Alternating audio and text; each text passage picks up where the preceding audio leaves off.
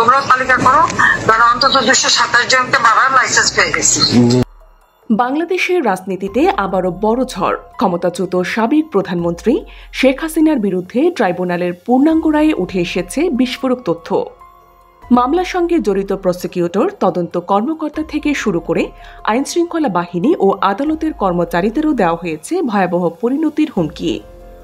রায়ে স্পষ্ট, এটি শুধু রাজনৈতিক ভাষণ নয়, বরং সরাসরি উস্কানি ও হুমকির ঘটনা।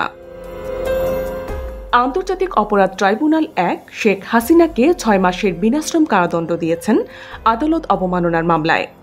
আর গাইবান্ধার আওয়ামী লীগ নেতা শাকিল আকন্দ বুলবুলকে দেওয়া হয়েছে ২ মাসের সাজা। এই মামলার মূল প্রমাণ একটি ফাঁস হওয়া অডিও ক্লিপ। গত বছরের অক্টোবর মাসে ভার্চুয়াল মাধ্যমে ছড়িয়ে পড়া ওই কথোপকথনে শেখ হাসিনা ও বুলবুলের আলাপ শোনা যায়।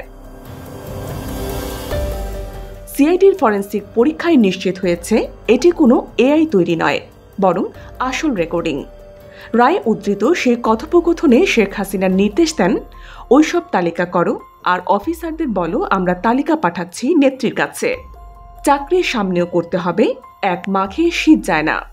আরেক জায়গায় তিনি বলেন, আমাদের ঘরবাড়ি নাই, তাদেরও ঘরবাড়ি থাকবে না। ট্রাইব্যুনালের মতে এটি সরাসরি প্রতিদ্বন্দ্বী নেতাকর্মীদের ঘরবাড়ি পুড়িয়ে দেওয়ার উস্কানি।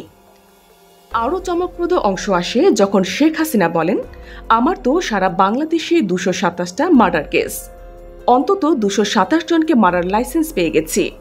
শাস্তি নেব, কিন্তু আগে ২০০ হিসাব করে নেব। রায়ে উল্লেখ, এই বক্তব্যে তিনি হত্যার দৃঢ় সংকল্প প্রকাশ করেছেন এবং তালিকা তৈরির নির্দেশ দিয়েছেন। এছাড়া তদন্তে উঠে আসে এ টিম নামের একটি অনলাইন গ্রুপে হোয়াটসঅ্যাপ ও জুমে আওয়ামী লীগের গোপন সভা হতো। সেখানেও উস্কানিমূলক বক্তব্য দেন শেখ হাসিনা। উল্লেখ্য, গণ অভ্যুত্থানে ক্ষমতাচ্যুত হয়ে গত বছরের ৫ আগস্ট শেখ হাসিনা ভারতে পালিয়ে যান।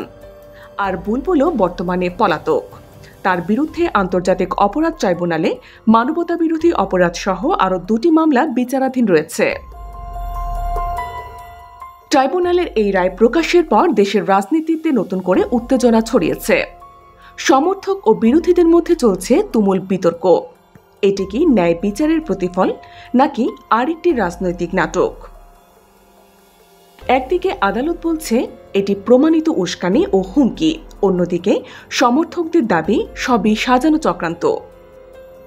তবে একটি বিষয় নিশ্চিত, এই রায় বাংলাদেশের রাজনৈতিক অঙ্গনে দীর্ঘদিন আলোচনায় থাকবে।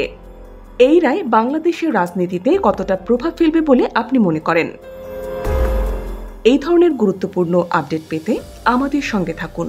BGN TV 24, সংবাদ যেখানে, বিশ্বস্ততা সেখানে।